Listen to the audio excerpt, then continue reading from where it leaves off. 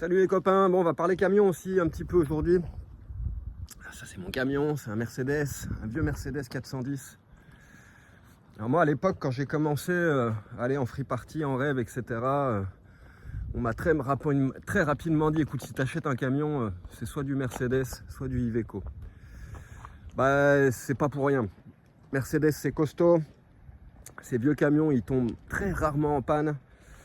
Quand il tombe en panne, c'est souvent quelque chose qui a mal été entretenu, mais pour casser le moteur, pour casser la boîte ou même l'embrayage, il faut vraiment y aller, il faut vraiment se lever tôt. Donc moi, mon premier Mercedes, ça a été un 409D en fourgon, qui était déjà aménagé. On s'en est servi quelques années avec mon ex-copine de l'époque. Et après, le camion a été revendu. Moi, je suis parti en Amérique du Sud. Quand je suis revenu d'Amérique du Sud, j'ai racheté un fourgon, un Mercedes 410, on a mis une caravane derrière parce qu'on faisait des festivals avec un stand d'artisanat. On avait fabriqué plein d'artisanat en Bolivie, avec de l'artisanat aussi péruvien, colombien, etc. etc. Et donc voilà, suite à ça, après c'est là que j'ai commencé à fabriquer des camping-cars.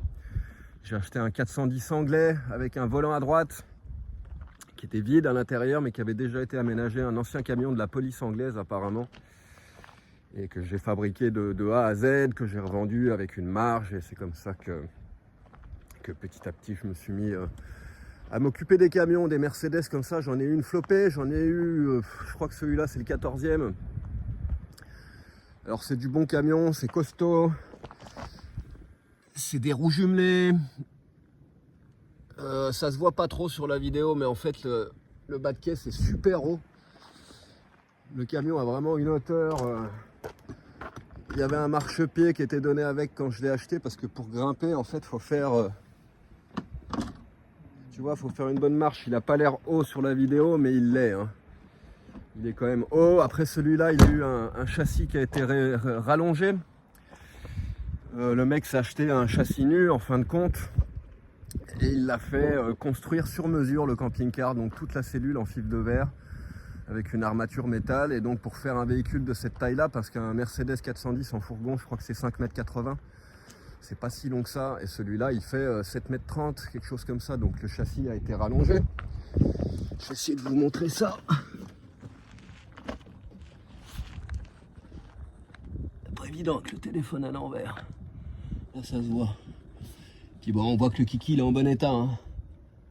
Il n'y a pas de rouille, il est impeccable. C'est sûrement un des plus beaux 410 que j'ai eu. Quand je l'ai acheté, il avait 56 000 km, donc il n'était pas kilométré, il tournait pas depuis des années, donc la remise en route a été longue. J'ai eu plein de réparations à faire, j'ai fait plein de trucs sur ce camion. J'ai dépensé pas mal d'argent. Je pense qu'il y avait un porte-vélo à l'arrière, mais qui a été enlevé. Cette plaque de protection en alu, elle a été posée d'origine, hein, comme celle qui est à la base de l'échelle ici. Donc ils avaient mis ça pour protéger le porte-vélo. On voit qu'il y a encore les petites attaches du porte-vélo là et là. Bon, moi j'en ai pas mis déjà parce que j'ai pas de vélo, et puis le véhicule il est super long et que j'ai pas envie d'avoir encore quelque chose à l'arrière, sans parler du poids. Moi je suis hors poids complètement, hein. C'est un 3,5 tonnes, c'est un véhicule léger, mais quand je suis là en ce moment je dois faire 4,6 tonnes. Quand je suis passé au contrôle technique cette année au mois de mars, c'était 4,6 tonnes sur les papiers. Bon, j'avais pas vidé le camion ni rien, il y avait de l'eau dedans, du gaz, du gasoil. Ça change pas que j'étais vraiment super lourd. Donc pas de porte-vélo pour moi, pas de vélo.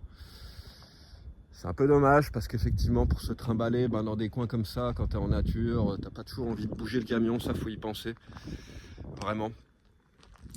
C'est pas mal d'avoir un petit vélo, une petite moto, quelque chose d'autre pour pouvoir bouger. Après, bon, il a les roues jumelées. Alors, les roues jumelées, c'est super pratique. De une, c'est super costaud. Donc, certes, ça consomme plus. Tu as plus de friction sur la route, c'est sûr. Mais c'est vraiment génial. Tu crèves un pneu, tu peux continuer à rouler pendant un bon moment. Tu as l'autre pneu à côté qui tient le coup. Ça te permet d'arriver jusqu'au garage pour changer tes pneus. Ah, je crois qu'il y a mon pote qui arrive là-bas. J'entends un moteur. Ça a l'air d'être un moteur de vieux Mercedes aussi. Et donc voilà, Mercedes 410, 5 vitesses, direction assistée.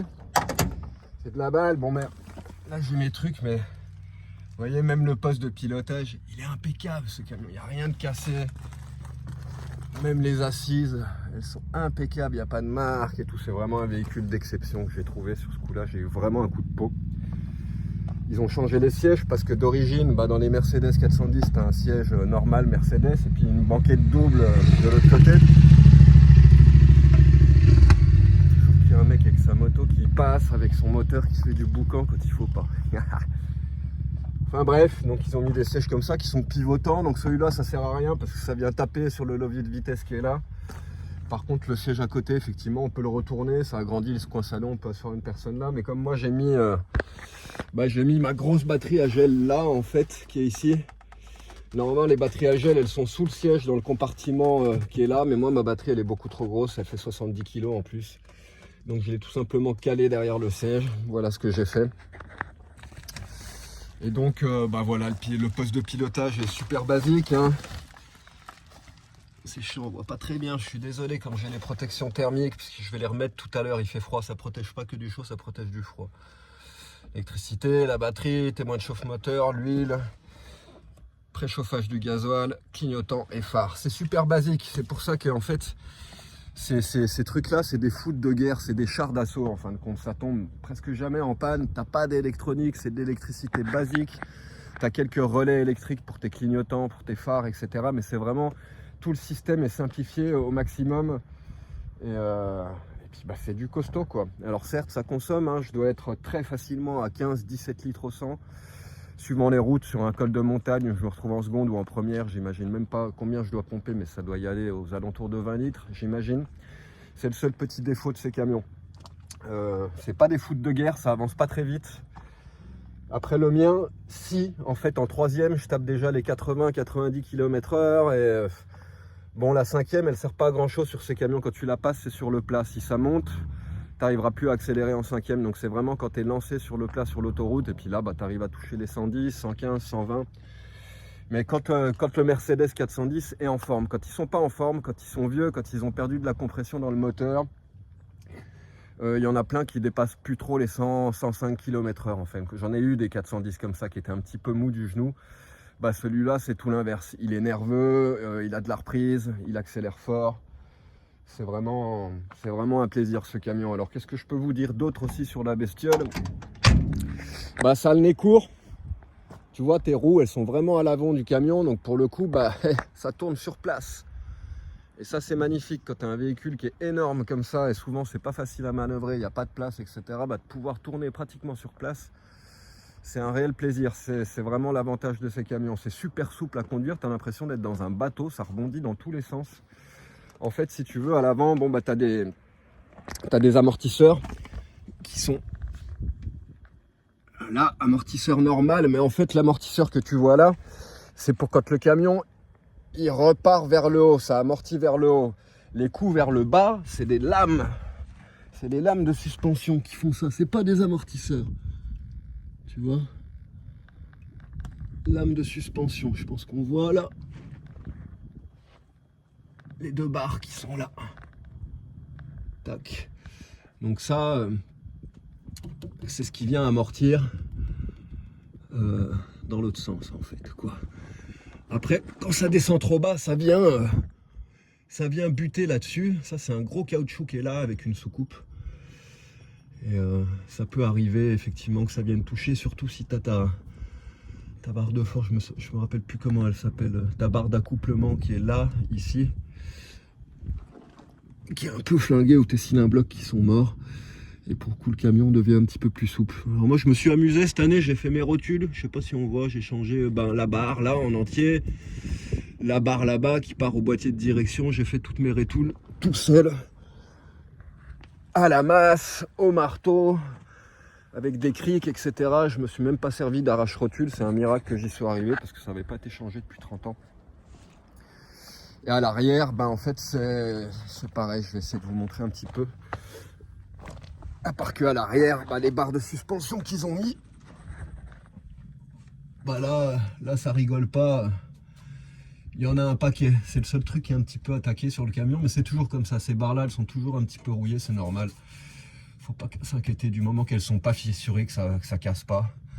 Par contre, si ça fissure, il faut changer. Faut pas rigoler avec ça. Comme vous le voyez,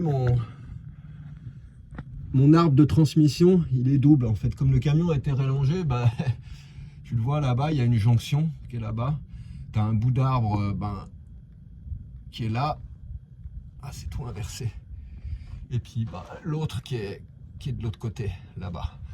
Donc pour coup, j'ai un arbre, c'est ça qui entraîne le pont arrière, c'est une propulsion en fait. Hein. C'est les roues arrière qui propulsent le camion. Bon, puis comme tu le vois, le châssis en entier, il est impeccable. Hein. Pour un véhicule de 93, c'est peut-être aussi pour ça que je le garderai peut-être pas très longtemps. Parce que le problème ici à Ibiza, bah, c'est que au bord de la mer, en haut d'une falaise, avec le sel, etc., ça pique rapidement et il va commencer à s'abîmer ce véhicule si je continue à rester ici. Ce qui est loin d'être sûr, j'ai envie de me barrer. Enfin bref. Et donc, bah voilà, châssis super propre, propulsion comme je vous disais, ça c'est super important. Ici, puis bon, il n'y a pas qu'ici, il y a partout, il y a plein de petits chemins comme ça, des chemins en terre où ça grimpe, des fois tu as une belle inclinaison. Bah tous ceux qui sont en traction, ils montent pas quoi, ils dérapent, ils partent dans tous les sens, ils prennent peur, c'est la folie. Avec une propulsion comme ça, tu passes partout, tu grimpes aux arbres, littéralement, tu te mets en première et tu passes partout. Je me suis jamais retrouvé bloqué dans une pente où je pouvais pas monter malgré ma taille, malgré mon poids. Et ça c'est quand même magnifique. Après bon ben voilà, ils lui ont mis grand store qui fait presque la longueur du camion. Je me sers jamais parce qu'ici tu n'as rien le droit de sortir du camion, sinon tu te prends des amendes. Toutes les fenêtres elles sont coulissantes, ça c'est cool aussi parce que c'est pareil, ceux qui ont des fenêtres à projection à Ibiza, souvent les flics ils passent le matin en été quand il fait super chaud, et ceux qui ont les fenêtres ouvertes à projection ils se font pruner. En fait ici la loi c'est que tu peux être garé mais il faut qu'il n'y ait rien qui sorte du camion, il ne faut pas que tu aies des pierres sous les roues. Faut pas que tes fenêtres elles soient à projection, enfin en fait il faut que l'espace qu'occupe ton camion soit exactement le même espace que s'il était garé parking. Donc si tu as des fenêtres qui s'ouvrent vers l'extérieur et qui se projettent de 20 à 30 cm, ça suffit pour te prendre une belle amende. Ça fait chier mais c'est comme ça. Bon après ils ont mis une belle galerie sur le toit qui fait tout le tour, moi j'ai mis mon solaire là-haut. J'aime pas trop grimper avec une seule main, surtout que l'échelle elle est pas sortie. Tac. Tu vois, il y a 3 panneaux solaires, il y en a un qui est tout au bout là-bas, les 3 en série. Je me suis mis ça où j'ai pu, moi j'avais pas de place pour mettre des gros panneaux de 200 watts ou 400 watts parce qu'il y a des lanterneaux un petit peu partout. Donc ce que j'ai fait, bah, c'est que j'ai mis des panneaux de 180, 185 watts, 180. Ça me suffit largement, j'avais fait ça, j'avais chargé en panneau solaire parce que j'étais parti à l'époque, je faisais encore un peu de musique électronique. Donc j'avais besoin de connecter le studio, les enceintes de monitoring, la carte son, de PC, disque dur, synthétiseur, etc., etc. Donc il me fallait du jus.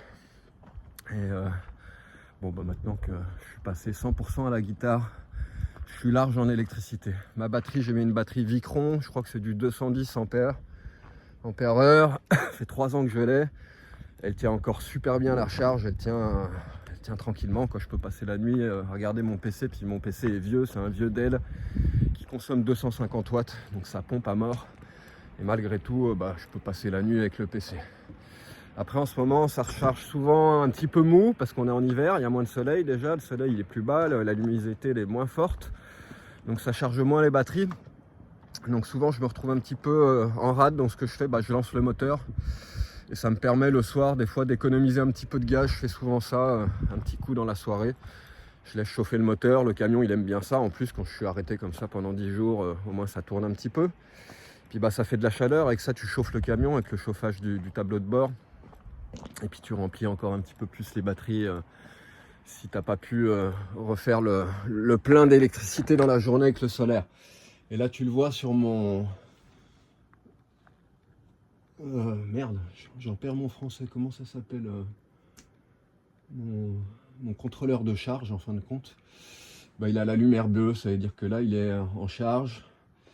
Mais bon c'est normal, quand le soleil descend et que ça s'arrête de charger, ça se met toujours en bleu comme ça. Je pense que ça a chargé à full aujourd'hui.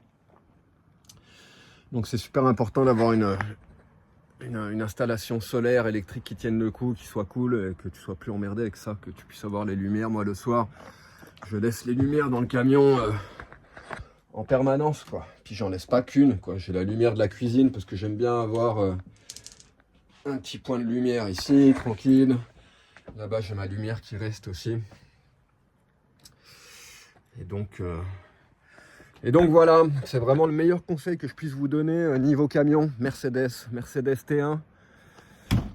Peut-être même certains modèles des générations d'avant, si tu as envie de te traîner encore plus, genre 508D, 407, 507, etc. Mais alors là, la série des 7, c'est du 70 chevaux, plus ou moins. Hein. Mercedes, c'est comme ça. Les 408, c'est du 80 chevaux, 409, 90. Mais en réalité, le 409, c'est un 88 chevaux. Le 410, comme le mien, c'est pas un 100 chevaux, c'est un 95 chevaux, un 98 chevaux quand il est en boîte automatique. Je vous conseille pas la boîte automatique sur ces modèles-là, j'en ai eu et franchement j'ai été emmerdé. C'était super mou, il y avait des rapports qui passaient plus, etc. Elles n'étaient pas aussi costauds que les boîtes manuelles et tu manques de patates, clairement. Les vieilles boîtes auto, bon, elles sont costauds, elles sont résistantes aussi. Mais je vous conseille franchement le manuel, surtout qu'en plus sur la boîte automatique, il faut quand tu fais la vidange, il faut changer le joint du carter de la boîte en bas, etc. C'est super relou, c'est super chiant. Alors que sur ces vieilles boîtes-là, il n'y a pas d'entretien. Tu fais ta vidange une fois tous les 200 000 km. Autrement dire que tu le vidanges pratiquement jamais. C'est un circuit fermé, la boîte, donc ça consomme pas d'huile. Et donc ça c'est cool aussi, ton entretien coûte pas cher sur ces véhicules parce que tu fais juste tes filtres, hein, filtre à huile, filtre à air, filtre à gasoil. Tu vidanges ton moteur tous les 20 000 bornes à peu près, moi, c'est ce que je fais. La boîte, je viens de le dire, c'est pas souvent. Le pont arrière, c'est pareil, tu fais pas ça bien souvent. Et c'est tout super con, c'est un boulon à dévisser, et puis paf, t'as le liquide qui sort, et t'as un autre boulon à dévisser, et puis tu re-remplis par là, et fin de l'histoire. Donc t'as pas besoin de passer au garage, de te faire allumer par un garagiste et payer 500 balles. Moi, quand je fais les vidanges, c'est 10 € de filtre, filtre à gasoil. Pré-filtre à gasoil, c'est 5 balles, ou même 2-3 € bien souvent. Filtre à air, c'est rare que je le change, je le sors, je le tapote, je le souffle. Et ça marche très bien comme ça. Après, il faut acheter l'huile, tu en as pour moins de 100 €. Mettre 7 litres d'huile, je crois, quelque chose comme ça. Puis voilà, le tour est joué. De temps en temps, tu vidanges ton pont arrière, tu fais ta boîte, ça coûte pas grand chose non plus. Tout ton entretien là-dessus, pour 150 balles, tu le fais. Et ton entretien est fait. Puis liquide de frein. Ça t'évite d'avoir le même problème que j'ai eu il n'y a pas longtemps. Je me suis retrouvé sans frein en descendant la montagne. Donc c'est ça qui est cool sur ces véhicules. Ton entretien, tu peux le faire toi. Courroie d'accessoires, un coup de temps en temps quand elle commence à être abîmée avant que ça lâche, ça coûte 10 balles, c'est pas compliqué à faire, c'est un petit peu chiant mais moi en une demi-heure c'est bouclé, je sais comment faire maintenant. Et donc hormis ça, t'auras pas grand chose à faire là-dessus, hein. Changer tes pneus un coup de temps en temps, regarder ton freinage, tes plaquettes. De toute façon tu vois au contrôle technique ce qui se passe, à l'arrière tu as des freins à tambour. Alors là c'est un autre boulot, moi j'ai déjà fait, hein, démonter mes roues arrière pour changer mon freinage, changer mes cylindres de roues, refaire le réglage. J'étais passé au contrôle technique avec un freinage parfait juste en regardant les tutoriels sur YouTube. Bon, je l'avais déjà fait avec un ami mécano, je l'ai refait une autre fois avec un pote, donc c'est pas la première fois que je démontais non plus. Mais je me rappelais pas, et YouTube ça suffit très amplement à me rappeler quelques détails de réglage, etc. C'est pas compliqué, tu peux tout faire toi-même. Après, quand tu commences à casser des trucs, genre le moteur, pompe à vide, boîte de vitesse, embrayage, oui, là, effectivement, il y a moyen que ça te coûte un bras parce que c'est Mercedes. Sur ces vieux camions, tu commences à avoir du mal à trouver de la pièce d'occasion, même s'il y en a. Mais bon, par contre, Mercedes a encore toutes les pièces. À part certains trucs, moi, ils n'avaient pas un soufflet de cardan. Non, l'arbre de transmission que je vous ai montré dessous, il y a des soufflets à un endroit, mais il y en a un qui est pété. Et ça, ils ne l'avaient pas, ils le font plus. C'est la première fois que ça m'arrive chez Mercedes, en 25 ans de Mercedes, qu'ils aient plus une pièce. Mais sinon, tout le reste, ils ont. Et dans tous les cas, c'était pas grave parce que ce soufflet, c'est juste pour protéger de la poussière. Donc c'est vraiment un gadget au final. Donc voilà, si tu veux te faire plaisir, si tu veux prendre un véhicule quand même, quand tu achètes un camping-car, le but du jeu, c'est pas de te retrouver en panne. Tu t'en fous d'aller moins vite que les voitures, de pas pouvoir aller à 130 sur l'autoroute. De toute façon, tu prends pas l'autoroute en France avec ton camping-car parce que tu passes en catégorie 2, comme certains camions. Donc tu payes une blinde. Ça veut dire que tu payes aussi cher de gasoil que de péage. Donc généralement, quand tu vois des camping-cars sur l'autoroute, c'est des gens qui ont des moyens et puis qui ont envie de jeter les sous par les fenêtres, ou alors qui n'ont vraiment pas le temps, qui n'ont pas le choix et puis qui se retrouvent sur l'autoroute, mais bon, qui vont payer un bras. Donc la règle du jeu avec ce genre de camion, c'est national en permanence. Donc t'es l'ami des dodanes, des ronds-points. Puis tu connais bien la France pour le coup, parce que bah, tu passes partout, ça te permet, puis tu explores, puis c'est le but avec le camping-car, c'est pas de tracer 600 km et puis de rien voir du paysage. Là, tu peux profiter, tu peux t'arrêter, visiter les montagnes, les villages, etc. Tu as ton lit avec toi, ta cuisine, ta douche, tout va bien. C'est cool, tu peux prendre le temps. Enfin voilà, je vais essayer de faire une vidéo pas trop longue. Pour une fois, ça pourrait être pas mal, moi qui m'attarde toujours une éternité.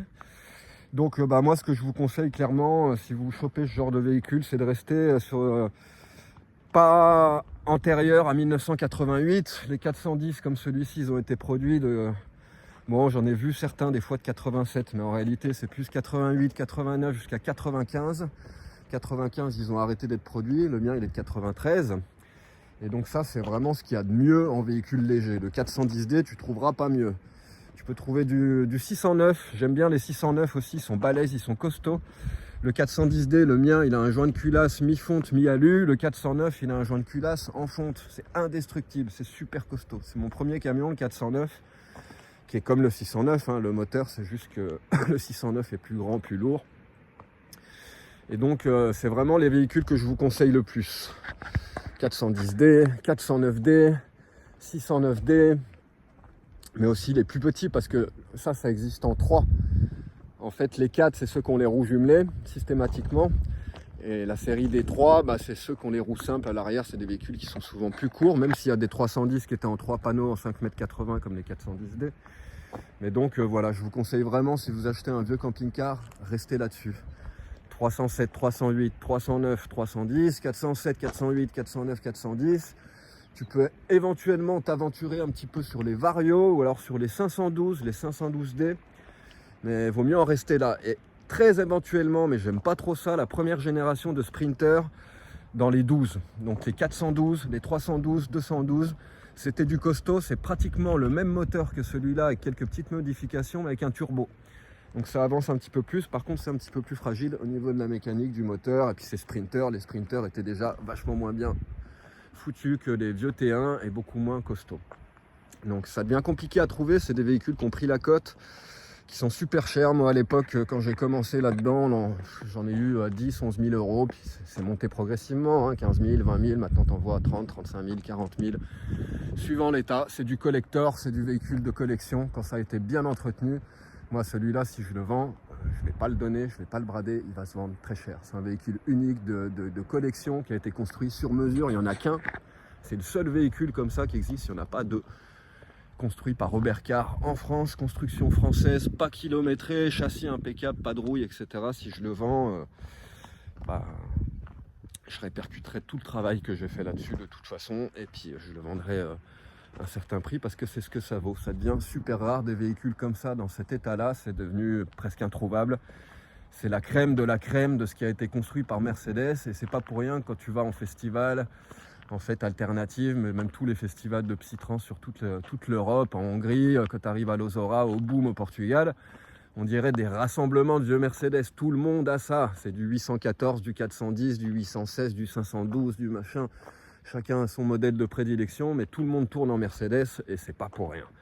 C'est du costaud, c'est indestructible, ça te laissera pas dans la panade, si tu fais attention, si tu fais bien ton entretien, si tu surveilles ton châssis, ça c'est vraiment un conseil que je vous donne à tous, quoi. Vous passez régulièrement, ça coûte rien de se baisser, de se mettre dans la terre, et puis tu regardes ce qui se passe en dessous. Au lieu d'attendre qu'il y ait un truc qui pète, et puis de te retrouver planté au bord de la route, quoi. Donc passe sous ton camion régulièrement, tu regardes là où ça perd de l'huile, il y a des trucs à faire. De toute façon, au visuel, tu vois déjà beaucoup de choses. Et un autre conseil aussi, c'est que moi je roule jamais avec de la musique. Bizarre pour un musicien, hein, mais j'aime bien, j'écoute le moteur, j'écoute la mécanique. J'aime bien ça, quoi. Je détecte s'il y a le moindre petit bruit, le moindre truc qui déconne, j'entends tout de suite parce que je connais bien mon camion. Et plutôt que de rouler avec de la musique à fond les ballons en permanence, je préfère écouter mon moteur, comment tourne la mécanique. Ça me permet de détecter des failles en temps et en heure aussi. Enfin voilà, je bosse pas pour Mercedes, je t'en doute bien.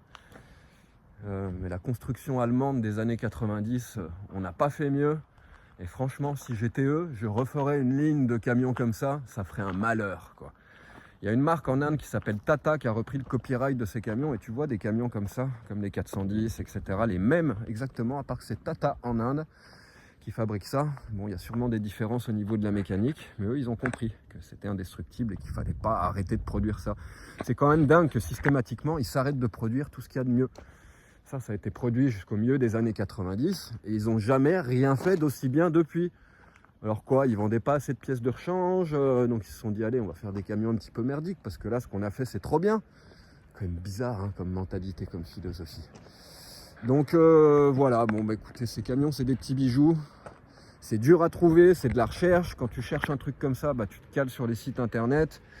Puis tu te limites pas au bon coin, tu regardes en Espagne, tu regardes au Portugal, tu regardes en Italie, il y a des super tarifs. J'en ai vu passer à 5-6 000 euros. Des fois, c'est super rare, mais des fois en Italie, tu trouves des coups fumants comme ça. En Hollande, en Allemagne, c'était intéressant il y a longtemps, mais maintenant, c'est plus le cas. C'est plus cher en Allemagne qu'en France, ces vieux Mercedes. Mais ça vaut le coup toujours de faire un tour d'Europe et de regarder un petit peu partout, parce que c'est la guerre. Il n'y en a pas beaucoup. Quand il y en a un qui sort dans cet état-là, ben un véhicule comme ça peut être vendu dans l'heure. Hein. Maintenant, il y a même plein de gens qui se ruent dessus et qui envoient des virements pour réserver le véhicule sans même l'avoir vu. Donc, ça commence à être compliqué à trouver, un camion comme ça. Mais le jeu en vaut la chandelle. Ça vaut le coup d'être patient, d'attendre. Il finit toujours par avoir un truc qui sort. Il faut vraiment être patient. Et puis, bah, quand il y a quelque chose, tu y vas, tu vérifies. Moi, ma règle d'or, je regarde toujours les propriétaires, comment ils s'expriment, comment ils parlent. J'achèterai jamais un véhicule si les gens ne me reçoivent pas chez eux, dans leur maison. Je regarde la maison, le jardin, comment tout est entretenu. Parce que bah, une maison qui est entretenue, c'est un véhicule qui est entretenu aussi. C'est comme ça, c'est un tout. Pareil, si la personne, elle commence à te dire que tu lui poses des questions sur ça, comment ça marche, ou ça, qu'est-ce qui s'est passé, ou pourquoi il y a ça, ou pourquoi ça... Et si la personne systématiquement te dit ah bah, je sais pas, il y a anguille sous roche. Quand tu as un camion comme ça, tu sais tout. Tu sais ce qui va, tu sais ce qui va pas. Et quelqu'un qui reste évasif systématiquement, qui sait pas, qui s'en est pas servi depuis longtemps, et puis il sait pas, et machin, c'est qu'il est déjà en train de t'embrouiller le cerveau. Faut faire gaffe à ça. Donc faut être vigilant. Moi j'aime bien y aller systématiquement avec du cash, revendre en cash. C'est super bien, ça évite d'engraisser les banques, hein, avec les virements, etc. etc. Et puis c'est toujours cool d'avoir du cash, de vendre en cash, et c'est légal. Il n'y a que dans le commerce avec les professionnels que tu ne peux pas dépenser plus de 1 000 euros en espèces, mais entre particuliers, jusqu'à présent, c'est encore légal. Et moi, tous les derniers camions, c'est arrivé que des fois, je prenne des parties en chèque de banque ou des petites parties en virement, mais généralement, je prends toujours une grosse partie en cash. Si je revends celui-là, je prendrai la moitié en cash. C'est clair, c'est des sous qui ne vont pas sur mon compte bancaire, auquel personne n'a accès. Si le système s'écroule ou s'il se passe quoi que ce soit, ben, la majorité de mon argent ne reste pas sur mon compte bancaire. Généralement, sur le compte bancaire, bon, ça fait presque 1 an maintenant que je vis avec 1000 balles, donc généralement, j'ai que 1000 balles. Donc le sujet se pose pas, le problème se pose pas. Mais si je vends un camion comme ça, que je récupère une bonne somme d'argent, je laisse quelques milliers d'euros sur le compte, pas grand chose, 2, 3, 4 000 euros, et tout le reste, ça sort. Même si je suis payé en chèque de banque, je vais sortir les espèces, que ça ne reste pas sur le compte bancaire. Voilà. Et moi, je ne fais pas de business de camion. Donc quand tu revends un véhicule d'occasion qui est ton véhicule, tu t'en es servi pendant 3 ans, même si tu fais une plus-value sur le véhicule, tu ne le déclares pas, bien évidemment, ça serait bien le comble. Donc ça vaut le coup de ne pas laisser traîner ces trucs-là sur ton compte, histoire que l'État n'ait pas accès à ta vie privée, à tes objets, à ce que tu fais avec ton argent, ne regarde que toi. Et s'ils tiennent absolument à savoir ce que tu fais avec ton fric, c'est pas pour rien, c'est parce qu'ils le veulent. Donc ce que tu as de mieux à faire dans la vie, c'est comme faisaient les générations avant, ils avaient des coffres forts, etc. L'argent était planqué sous le lit, était planqué à la cave, dans le jardin, etc. etc. C'est pas pour rien. Ton argent, quand il est à la banque, il est pris en otage. Quand on est parti en Amérique du Sud avec mon ex-femme, elle n'est pas arrivée à ressortir ses 10 000 euros de son compte bancaire. Elle a été obligée de clôturer son compte, ouvrir un compte au LCL où j'étais, transférer les fonds, et LCL, eux, ont accepté de lui donner les espèces. La Société Générale, ils ne voulaient même pas lui donner son argent. T'imagines le délire. Donc voilà, quand tu vas acheter un véhicule comme ça, vas-y avec du cash, ça permet de négocier, c'est super pratique. La France, ça craint rien, c'est pas risqué, tu voyages en train, en blablacar, etc. Il va rien t'arriver, tu restes collé à ton pognon en permanence, bien évidemment, tu t'en écartes pas. Et le fait d'avoir du liquide, ben, ça permet de négocier avec le vendeur. Tu passes bien sous le châssis, tu regardes toute la mécanique, etc. Tout est prétexte à négociation sur ces véhicules, donc faut pas hésiter, faut y aller. Faut pas être timide, c'est comme ça.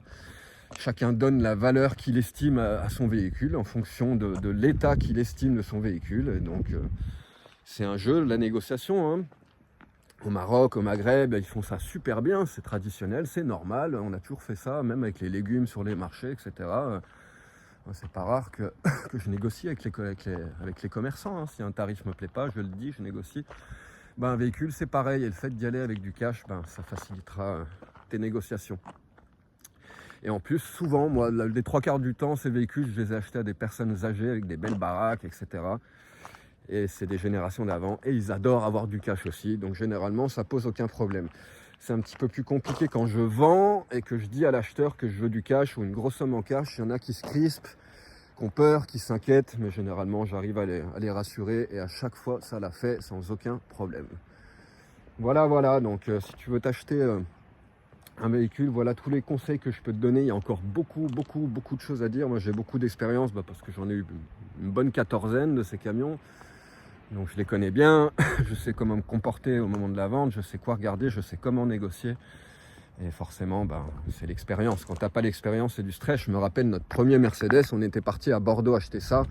C'était un mec tout bizarre, qui n'était pas sympa. Il nous laissait dehors avec le camion, il rentrait dans sa maison, il venait même pas nous parler. Il nous laissait tout seul face à notre décision, avec un tarif qui était non négociable. Et nous, on ne savait pas et tout. Enfin, c'était un stress. Puis on a acheté le camion, nickel, on a pris l'autoroute et paf, un truc qui pète, on se retrouve en panne sur le bas-côté, gros coup de peur. En fait non, c'était la courroie d'accessoires, donc la réparation qui coûte 10 balles, bon au garage ça nous a coûté 50 €. C'est la seule panne qu'on n'a jamais eue sur ce camion, et on avait fait une bonne pioche, mais sur le coup, on était inquiet. C'est normal, quand tu vas acheter ton premier véhicule, ton premier camping-car, tu stresses, c'est beaucoup d'argent, t'as pas envie de l'investir n'importe comment, t'as pas envie de perdre tes thunes, quoi. Donc il faut être super vigilant, il faut faire attention. Je te dirais bien, il faut prendre son temps, mais maintenant c'est plus possible. Quelques années en arrière, c'était génial ça, parce que tu avais 10-15 jours de temps pour te décider. Tu commençais à parler avec le vendeur, c'était cool, tu négociais, tu pesais le pour du contre, etc. Tu avais un laps de temps énorme pour te décider, pour faire la transaction. Aujourd'hui, c'est plus le cas. Quand il y a un véhicule qui est vraiment intéressant, il part dans la journée ou sous quelques heures. Il y a plein de gens comme moi qui recherchent parce qu'ils veulent pour eux, pour s'en servir. Mais il y a aussi plein de gens qui cherchent ça pour les retaper et puis pour faire un billet sur la revente, et qui font de la négoce en fait de véhicules. Et c'est ce qui fait que aujourd'hui c'est super compliqué de trouver des véhicules comme ça. Ils sont chassés. Il y a plein de chasseurs de camions, que ce soit pour un usage personnel ou professionnel. Donc t'as pas le temps. Quand tu trouves un truc comme ça, il faut avoir ton cash qui est prêt, parce que tu n'auras pas le temps d'aller à la banque, de faire un chèque de banque, etc. Le temps que tu fasses ça, ton véhicule, il sera vendu. C'est à ça que je voulais en venir. C'est pour ça que le cash, c'est super cool. Tu as ton cash qui est prêt chez toi. Quand il y a le bon véhicule qui tombe, tu fonces. Si tu peux y aller à deux avec une bagnole, l'autre il revient avec la voiture, toi tu reviens avec le camion, c'est encore mieux. Parce que moi, le nombre de fois où je me suis retrouvé planté au milieu de nulle part, à traverser toute la France pour aller voir un véhicule que le mec...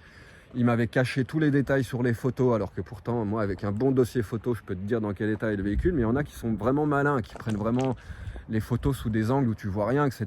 Et ils te font te déplacer pour rien. Et ça m'est arrivé maintes fois. Traverser tout le pays, des heures de train, de blablacar, machin, pour te retrouver planté au milieu de nulle part. Tu sais pas comment rentrer. Des fois, c'est galère, hein. Et en plus, avec une grosse somme d'argent. Donc le top, c'est d'y aller avec quelqu'un en bagnole. L'autre revient avec la voiture. Si tu achètes, toi, tu reviens avec le camion. Puis si vraiment tu peux pas, moi c'est mon cas, hein, je suis toujours allé tout seul, donc systématiquement j'y vais en train, en blablacar, puis je croise les doigts. Donc je demande un dossier photo complet, intérieur, carrosserie complet, tous les côtés. Le toit, je veux voir tout le châssis, je veux voir le moteur, par le cache intérieur, par le capot, je veux tout voir. Un mec qui est honnête, qui a envie de vendre, il va te prendre des photos. Quelqu'un qui a des trucs à cacher, il va commencer à te dire « Ah non, j'ai pas envie, je peux pas me baisser sous le camion, j'ai mal au dos, j'ai machin, ou il fait moche, les trucs ». Il va trouver toutes les excuses possibles et imaginables pour pas te faire ton dossier photo. Après, j'ai eu ce cas-là aussi, quand je cherchais ce camion-là, il y en a certains qui me disaient je veux bien te faire des photos, mais en fait là, il y a 50 personnes qui m'ont contacté, il y en a 5 qui viennent demain, etc. Donc ils se font pas chier à prendre des photos, à mettre ça sur l'ordinateur, à t'envoyer, etc. Donc des fois, ça c'est pareil. Avant, tu avais tout le luxe de négocier, de demander un dossier photo, etc., d'attendre. Et aujourd'hui, des fois, si tu commences à trop demander d'informations, ça gonfle le vendeur, il va se diriger vers un autre acheteur, puisqu'il y en a plein à disposition qui le contactent. Un mec qui va être moins chiant, moins regardant, c'est aussi un petit peu le problème. Mais bon, moi c'est à ça que je repère une personne qui est honnête, qui est cool, qui a envie de vendre son véhicule. Tu m'excuses, hein, tu vends un véhicule à 15, 20, 30 000 euros. Moi tu me demandes un dossier photo, dans l'heure il est fait, et puis je vais passer sous le châssis, dessus, machin, je vais tout te prendre au crible.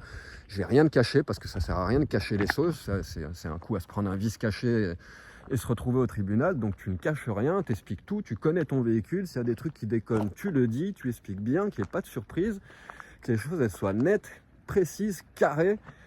Et c'est bon pour toi, c'est bon pour ta chance, parce que quand tu te comportes comme ça, l'univers il te le renvoie. Donc c'est super important d'être honnête, de ne pas cacher les choses, parce que de toute façon les gens vont te découvrir.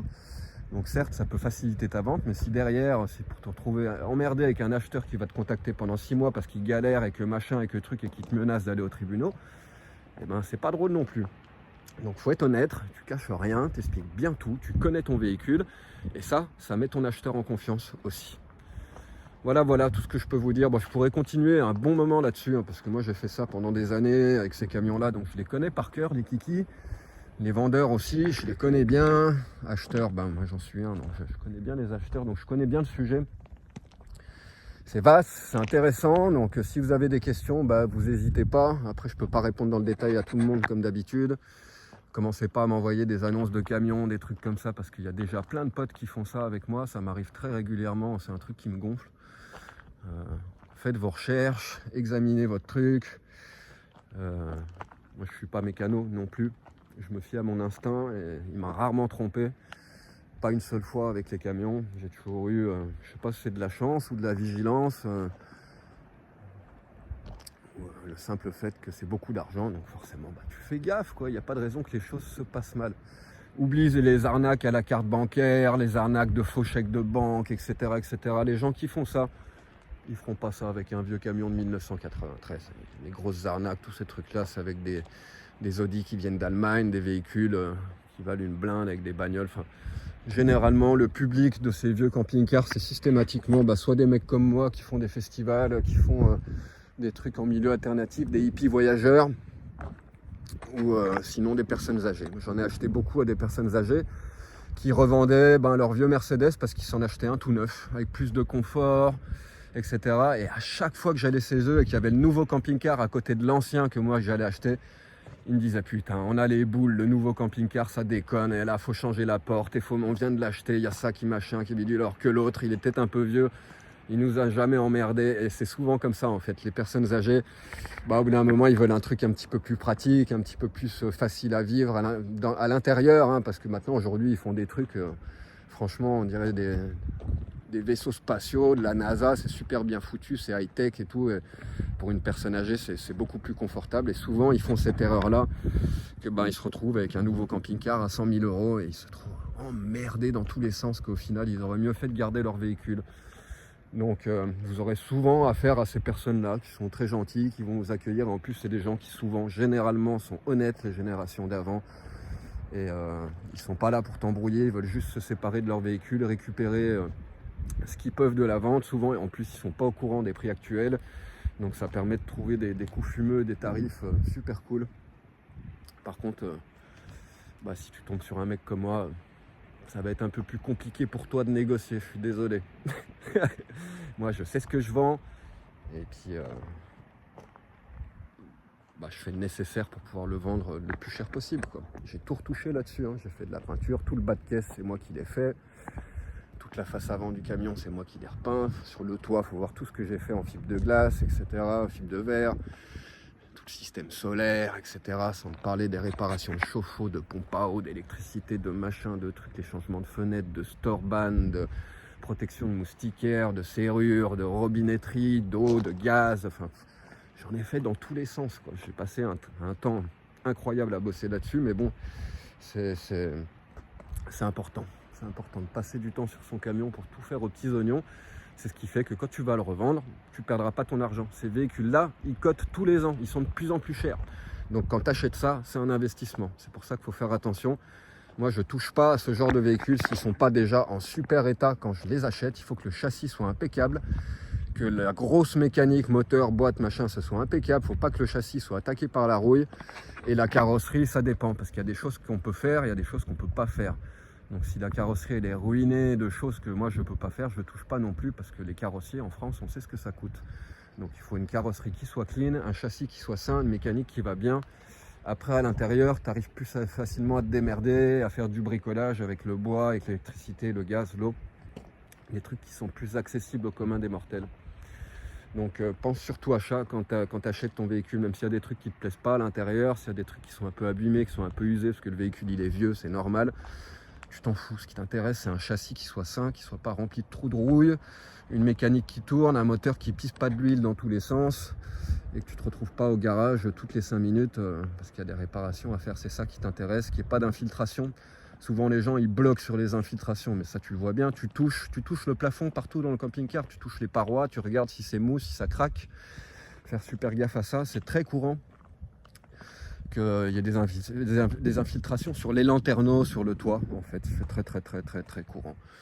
Les joints se dégradent avec les années, les gens ils font pas gaffe, ou le camping-car il est remisé à un endroit où il y a l'eau qui tombe un petit peu dessus, et puis ils n'ont pas fait attention, et puis l'eau est rentrée, etc. Donc faire gaffe aux infiltrations parce que ça peut être un coup à être obligé de désosser toute une partie de l'intérieur pour refaire l'habillage, l'isolation, etc. Tout ce qui a été mangé par l'eau.